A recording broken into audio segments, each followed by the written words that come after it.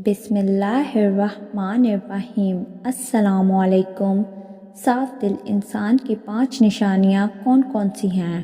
اور ہمارے پیارے رسول نبی کریم صلی اللہ علیہ وآلہ وسلم نے اچھے انسان کی کون سی نشانیاں بیان فرمائی ہیں، اور ساتھ ہی برے انسان کی کون کون سی نشانیاں بیان فرمائی ہیں؟ یہ تمام باتیں اس ویڈیو میں پیش کی جائیں گی۔ آپ سے درخواست ہے کہ اس ویڈیو کو آخر تک ضرور دیکھیے گا۔ محترم ناظرین، سب سے پہلی بات کرتے ہیں کہ صاف دل انسان کی 5 نشانیاں کون کون سی ہیں۔ ماہرین نفسیات کے مطابق صاف دل انسان میں یہ 5 نشانیاں پائی جاتی ہیں۔ نمبر 1، وہ شخص بہت جلد جذباتی ہو جائے گا، یعنی جب اس کے سامنے کوئی غلط بات کی جائے تو اس بات سے قطع نظر کہ آگے کون کون بیٹھا ہے یا اس کے جذباتی پن کے کیا کیا نقصانات ہو سکتے ہیں، وہ کھل کر اپنی سچائی کا اظہار کرے گا اور اس مقصد کے لیے جذبات کا سہارا لے گا۔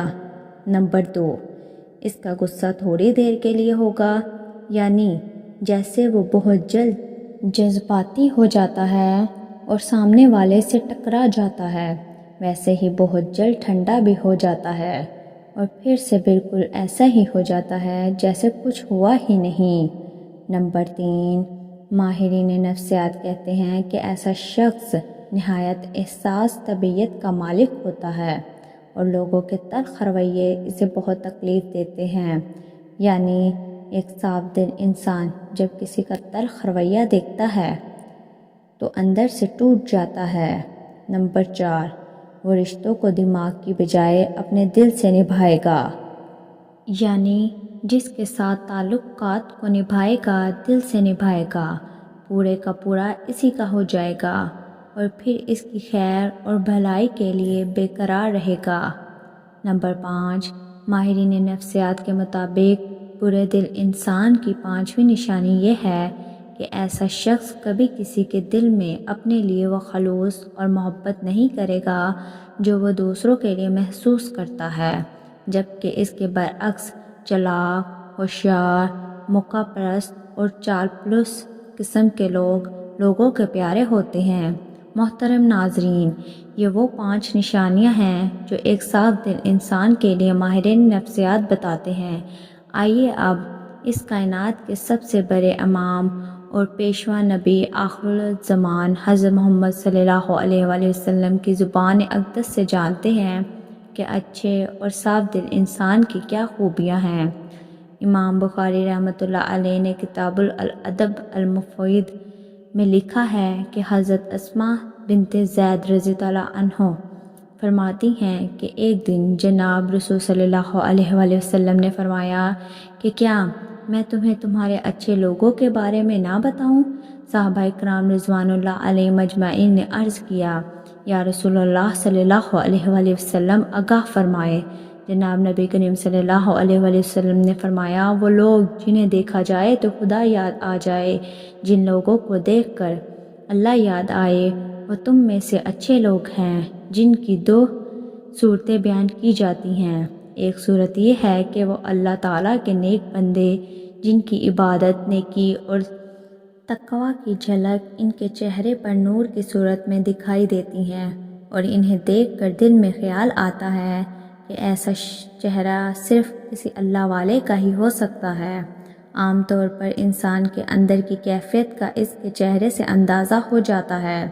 وہ چہرہ انسان کی باطنی حالت کا عکس ہوتا ہے۔ غصہ ہو یا خوشی، غم ہو یا راحت، ناراضگی ہو یا رازمندی، انسان کے چہرے سے اس کا پتہ چل جاتا ہے۔ اسی طرح انسان کے نیک اعمال اور برے اعمال کے اثرات بھی چہرے سے ظاہر ہوتے ہیں۔ بخاری شریف کی ایک روایات کے مطابق حضرت صلی اللہ علیہ وآلہ وسلم نے اپنے ایک خواب کا منظر بیان فرمایا کہ میں نے ایسے لوگوں کا ہجوم دیکھا جن کے چہرے کی کیفیت یہ تھی کہ چہرے کا نصف حصہ خوبصورت اور بقیہ نصف حصہ بدصورت تھا۔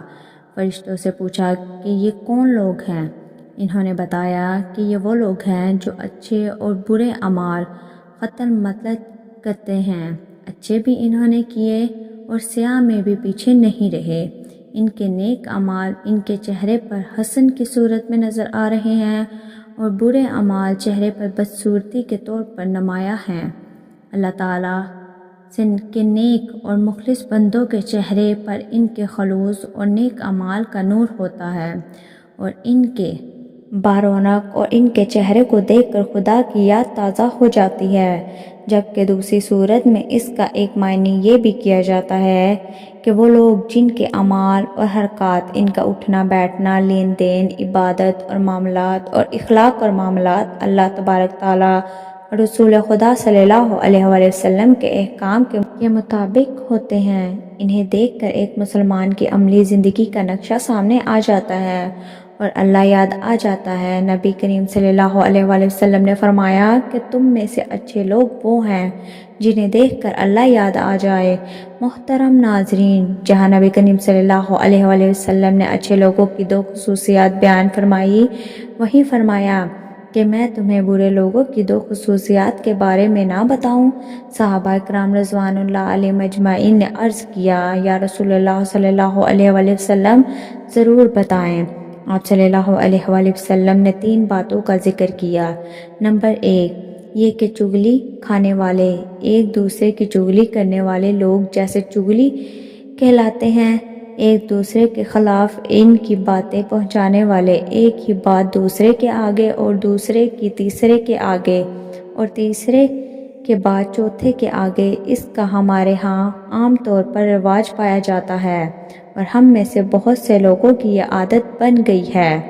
لوگوں کو یہ بتاتے رہتے ہیں کہ فلاں تمہارے بارے میں یہ کہہ رہا تھا اور فلاں جگہ تمہارے بارے میں یہ باتیں ہو رہی تھی۔ بلا صورت ایسی باتیں کرنا گناہ کبیرہ شمار کیا جاتا ہے۔ ہمارے یہاں ان کو گناہ نہیں سمجھا جاتا، یہ باتیں اکثر جھگڑوں کا باعث بن جاتی ہیں۔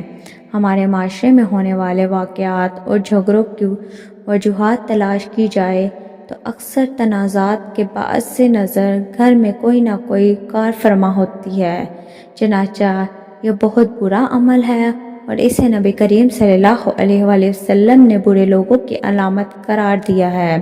دوسری بات فرمائی کہ دوستوں کے درمیان فساد ڈالنے والے برے لوگوں میں شمار ہوتے ہیں۔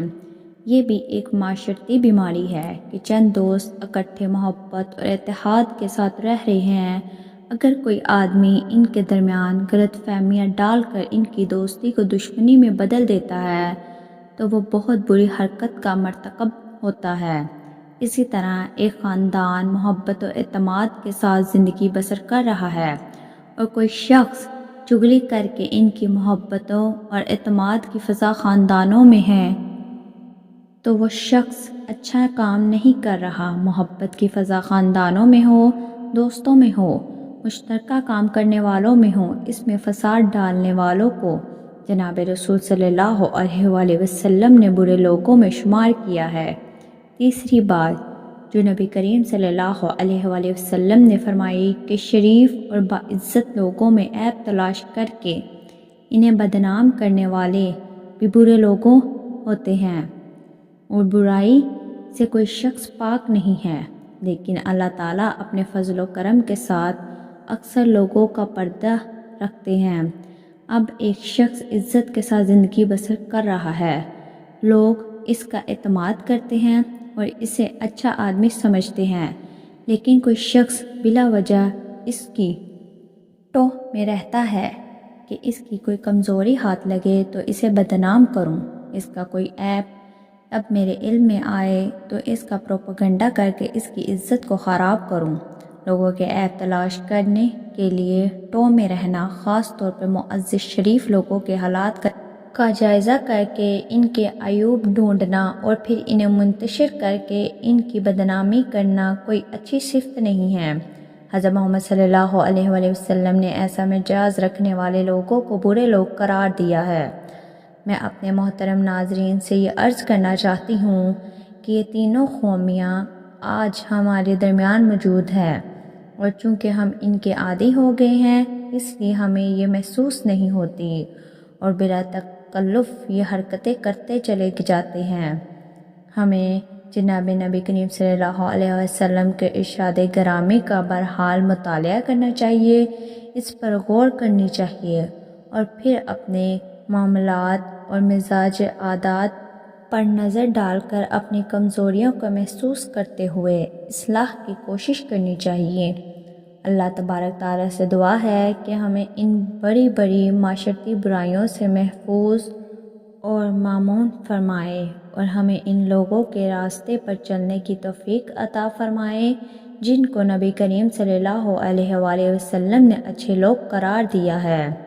تمام مسلمان بہنوں اور بھائیوں سے درخواست ہے کہ ایک مرتبہ نبی کریم صلی اللہ علیہ وآلہ وسلم کی ذات اقدس پر دل کی گہرائیوں سے درود بھیجیں، اور آخر میں دعا ہے کہ اللہ تعالیٰ میرا سنانا اور آپ کا سننا اپنی بارگاہ الہی میں قبول و منظور فرمائے، آمین۔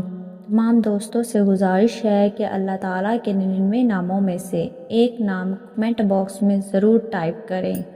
شکریہ۔ السلام علیکم ورحمۃ اللہ وبرکاتہ۔